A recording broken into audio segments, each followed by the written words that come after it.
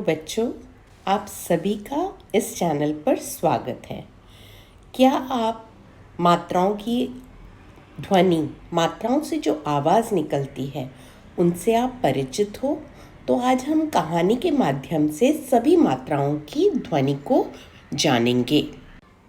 तो हमारे हिंदी के जितने भी व्यंजन हैं, चाहे वो प हो, त हो या क हो, उन सभी व्यंजनों को हम राजा बुलाएंगे। जैसे क राजा आता है या त राजा आता है या प राजा आता है, हम उन्हें व्यंजन न कह के उन्हें राजा बुलाएंगे। तो आप याद रखोगे, हर व्यंजन एक राजा है इस कहानी का। इस राजा के पास एक बड़ा सा डंडा था और जब भी वो आता था उसके डंडे में से आवाज़ आती थी आ। कैसी आवाज़ आती थी?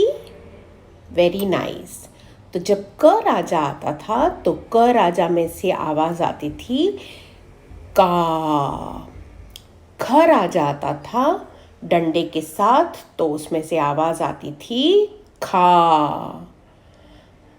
ग राजा का जब डंडा अपने साथ लाता था तो उसमें से आवाज़ आती थी गा, घा, चा।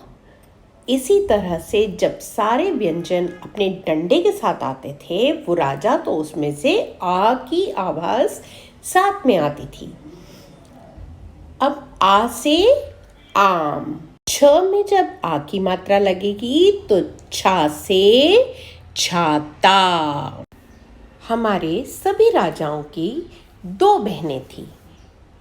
एक छोटी बहन का नाम था ई और बड़ी वाली बहन का नाम था ई। जो छोटी बहन थी वो पहले आती थी और बड़ी बहन राजा के बाद में आती थी।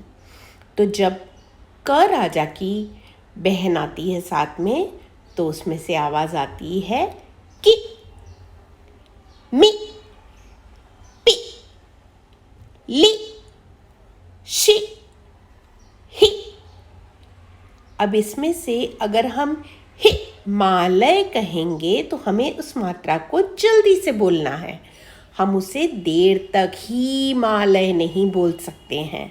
अगर हमने किताब को छोटी की मात्रा लगानी है तो हम कहेंगे किताब, हम उसे किताब। तो ये वाला हमारे मन में कोई भी संदेह नहीं रहना चाहिए। राजा की जो बड़ी बहन थी उसका नाम था ई। क्या नाम था? बिल्कुल सही। तो जब क राजा के साथ आती थी तो आवाज़ आती थी की, ची, जी, मी,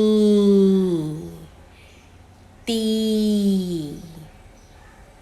थी। उसको हम देर तक बोलते हैं। अगर हम घी से गीला लिखेंगे तो हमें बोलना भी उसे देर तक है, गीला। चीता, हम चिता, तो वो अलग शब्द हो जाएगा।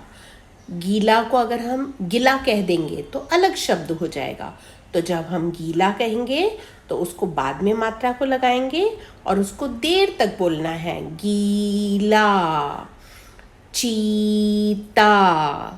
तो इन दो मात्राओं के जो अंतर है वो यही है कि छोटी वाली मात्रा में हम जल्दी से बोलते हैं और बड़ी मात्रा को हम देर तक गाकर उसको आराम से बोलते हैं। राजा के दो भाई थे, एक का नाम था उ और दूसरे का नाम था ऊ। ये जो उ था वो बहुत छोटा था, इसलिए खड़ा नहीं रह पाता था, राजा के पैर के पास सोया रहता था। और जो ऊ था उसकी आवाज़ दूर तक जाती थी, उसे बुलाते थे ऊ।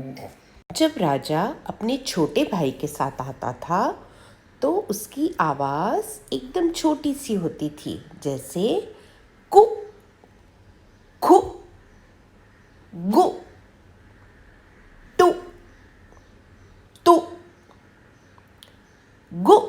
लाब, तो लसी। तो इसका उच्चारण हमें बिल्कुल जल्दी शीघ्रता से करना चाहिए।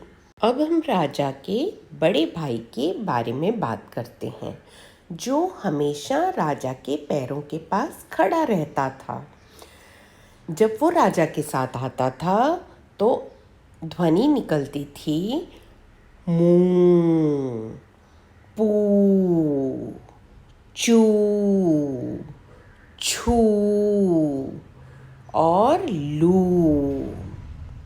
जब हम चूहा में बड़े ऊ की मात्रा लगाते हैं तो हम कहते हैं चूहा।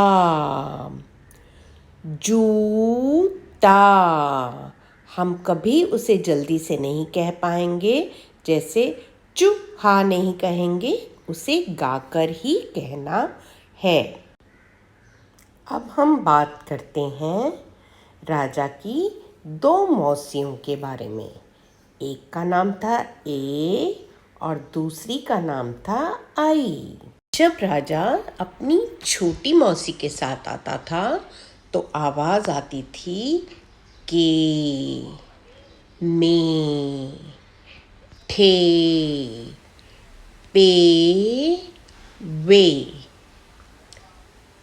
केला, मेला। हमें इस मात्रा को अधिक समय तक नहीं बोलना है, जल्दी बोलना है।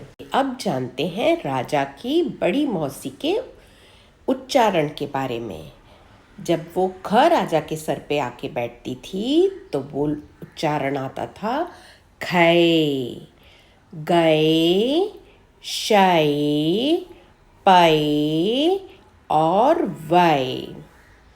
ठै से थैला, पै से पैसा, पै से पैर, है से हैरान।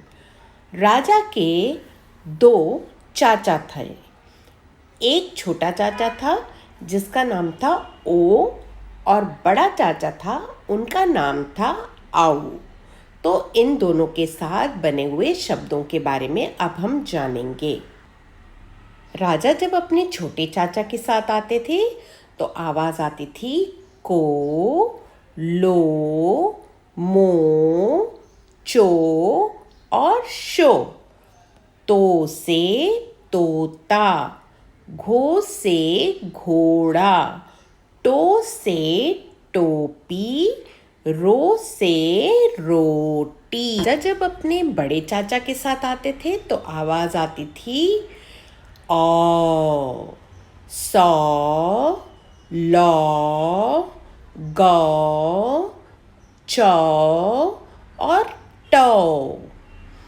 पाव से पौधा, नौ से नौका, कौ से कौआ, लौ से लौकी।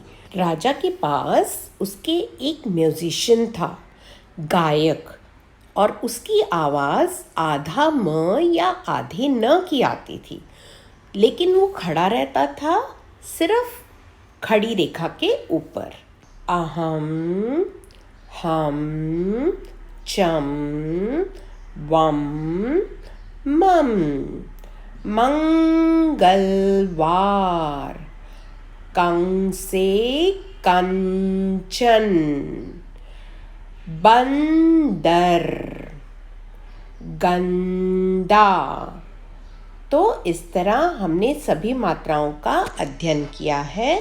सभी मात्राओं को दोहराकर हम उन्हें याद रख सकते हैं और लिखते समय हम सही उच्चारण कर उन्हें सही तरह से लिख सकते हैं, क्योंकि हिंदी तो जैसे हम बोलते हैं वैसे ही हम लिखते हैं।